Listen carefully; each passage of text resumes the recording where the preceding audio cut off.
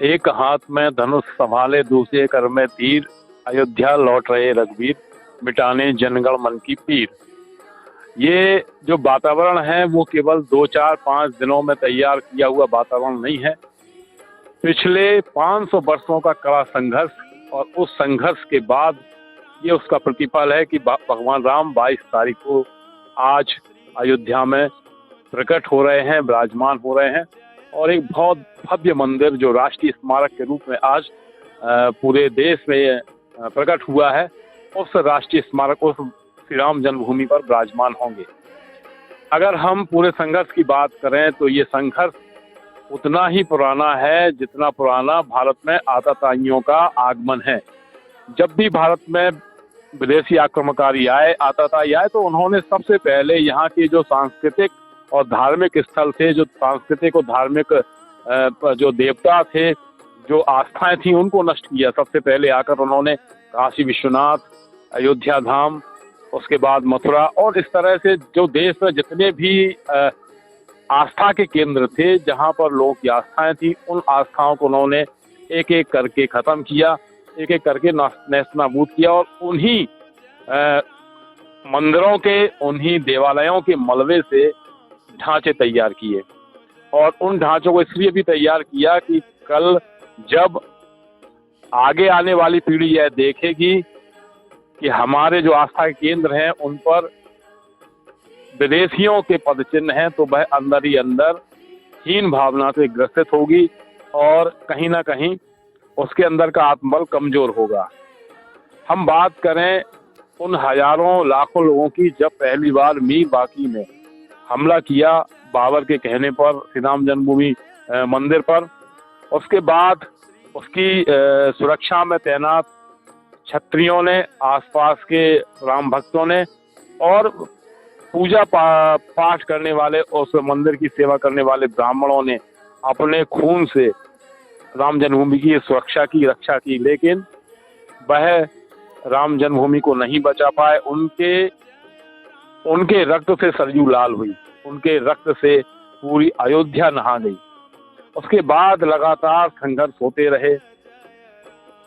फिर कोर्ट में मामला गया। 1949 में श्री राम लला प्रकट हुए, उसके बाद मामला कोर्ट में गया। 80 के दशक में कार सेवा शुरू हुई। विश्व हिंदू परिषद के जो नेता थे, नेता क्या कहें, संत थे, अशोक सिंघल, गिरिराज किशोर, विष्णुहरि डालमिया, इन सब ने मिलकर कार सेवा प्रारंभ की। भारतीय जनता पार्टी के पितृ पुरुष लाल कृष्ण आडवाणी ने रथ यात्रा के माध्यम से पूरे भारत में अयोध्या के प्रति लोगों के अंदर आस्था, अयोध्या के प्रति लोगों के अंदर भक्ति की भावना को प्रकट किया, उसको दोबारा से पैदा किया।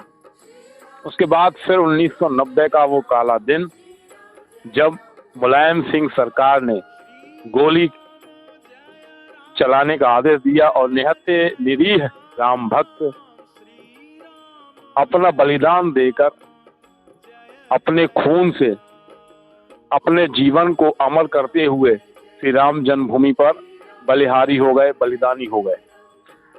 हम बात करें कोठारी बंधुओं की, तो जिनकी उम्र मात्र 23-24 वर्ष रही, उन्होंने अपना बलिदान दिया। उनके साथ हजारों लोगों ने बलिदान दिया। सरकारी आंकड़े बहुत कम है, लेकिन जब प्रत्यक्षदर्शियों से बात करते हैं तब वो बताते हैं कि किस तरह से लोगों को मारा गया, निहत्थे कार सेवकों को मारा गया और ट्रक में भर भर कर उनके शवों को सरयू में फेंक कर एक बार फिर सरयू नदी का पानी लाल किया गया। उनके रक्त से जो वहां की रेत थी वह कीचड़ में तब्दील हो गई। इस तरह से श्री राम जन्मभूमि मुक्ति आंदोलन निरंतर चलता रहा। ये केवल एक दिन का काम नहीं है। उसके बाद फिर 2002 का वह हम मंजर कैसे भूल सकते हैं। 27 फरवरी जब कार सेवक लौट रहे थे तो गोधरा स्टेशन पर कार सेवकों को जिंदा बोगी में जला दिया गया, जिसके बाद एक पूरे देश में एक तूफान उठा और दंगे हुए। लेकिन उसके बाद कार सेवकों ने जब कमर कसी और यह तय किया कि नहीं, अब बहुत हुआ, हमें रामलला की जन्मभूमि को मुक्त कराना ही है, किसी भी तरह हो, किसी भी हाल में हो। लगातार कोर्ट में मामला चला और फिर वो दिन आया जिस दिन की प्रतीक्षा पूरा देश, पूरा विश्व वर्षों से कर रहा था, सदियों से कर रहा था। 22 जनवरी 2024 यानी आज का दिन। आज रामलला अपने मंदिर में अपनी जन्मभूमि पर विराजित होंगे और पूरे देश में लोगों की भावनाएं उमड़ घुमड़ रही हैं। आज उन लोगों के संकल्प पूरे हो रहे हैं जिन्होंने मौन धारण किया था कि जब रामलला अपने मंदिर में बैठेंगे तब मौन तोड़ेंगे। आज उन लोगों के संकल्प पूरे हो रहे हैं जिन्होंने चप्पल ना पहनने का संकल्प लिया, जिन्होंने पगड़ी ना पहनने का संकल्प लिया, जिन्होंने अन्न छोड़ दिया, जो फलाहारी हो गए, जिन्होंने एक समय केवल भोजन करने का संकल्प लिया, जिन्होंने अपना सर्वस्व त्याग कर रामलला के प्रति अपनी आस्था व्यक्त की। आज उनके संकल्प के पूरे होने का दिवस है। आज उन हजारों करोड़ों भावनाओं के व्यक्त होने का दिवस है जिसे हम देश में देख रहे हैं। मिथिला से वहाँ लोग चलकर अयोध्या आते हैं तो उनके मन में अपनी बहन के घर जाने का भाव होता है। सीता माता को वो अपनी बहन, अपनी बुआ मानते हैं और उनके लिए अलग अलग तरह के पकवान, अलग अलग तरह के व्यंजन, अलग अलग तरह के गहने, कपड़े भेंट करने के लिए लाते हैं। मीठी गालियां गाती हुई महिलाएं जो मिथिलांचल से आई हुई हैं, उनको देखकर ऐसा लगता है कि राम एक ईश्वर नहीं है, राम भगवान नहीं है, राम इनके बहुत नजदीक के संबंधी हैं, राम घर घर में है। अरे अब तो राम उनको भी याद आ रहे हैं जिन्होंने कभी राम को काल्पनिक कहा था।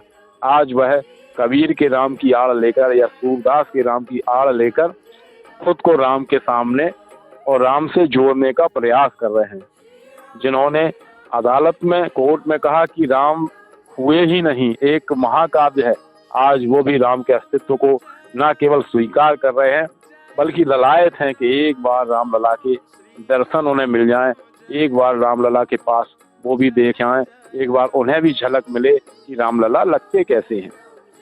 आज पूरा देश अयोध्या के रूप में बदल चुका है।